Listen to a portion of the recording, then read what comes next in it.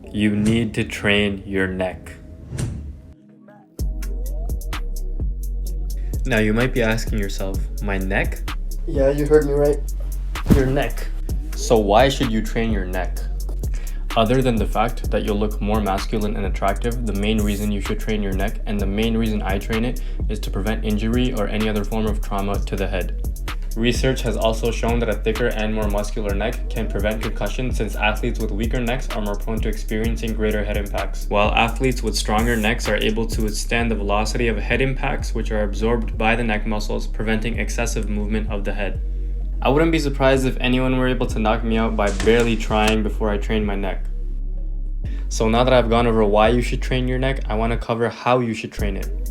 When it comes to training the neck, there are two movements which are essential for growth. The first one is forward flexion, which is responsible for growing the front of the neck, and the second one is neck extension, which targets the back of the neck. However, before training your neck, it is essential to warm up to train in a more effective and safer manner. I personally do 30 nods, 30 side to sides, and 30 rotations. Okay, so to train your neck, you're gonna need a hat. To target the front of the neck, the main exercise you'll want to do is neck curls. Rest the plate on top of your forehead, use your hands to support the weight, and then curl your neck back and forth. To prevent any engagement from your core or legs, you'll want to place weight on top of your legs like I am here to ensure that your neck is doing all the work.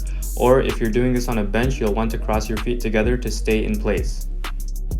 To target the back of the neck, you'll be doing neck extensions. The simplest way to do this is by also loading a plate onto the back of your head and curling your neck back and forth. However, I don't recommend loading more than 15 pounds. Also, the range of motion isn't that great, and that's where training gear comes into play. Okay, before you say anything, I know this looks ridiculous, but it gets the job done. So back to the video. Training with the neck harness will allow for a greater range of motion and will also be more effective in terms of loading weight, overall growth, and hypertrophy.